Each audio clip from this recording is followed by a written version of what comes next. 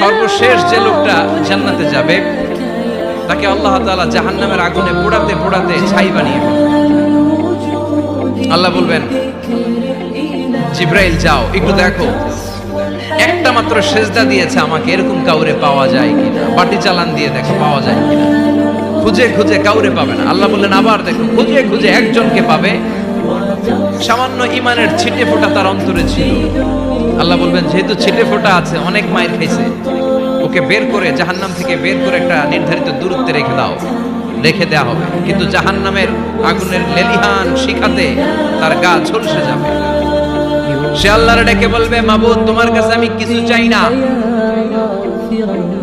জাহান্নাম থেকে তুমি আমাকে বের করেছো, জীবন নদীর পানি তুমি আমার গায়ের মধ্যে ঢেলে দিয়েছো, আমি আবার সজীবতা ফিরে পেয়েছি। আমি তোমার কাছে জান্নাত চাই না, শুধু নিরাপদ একটা দূরত্বে আমাকে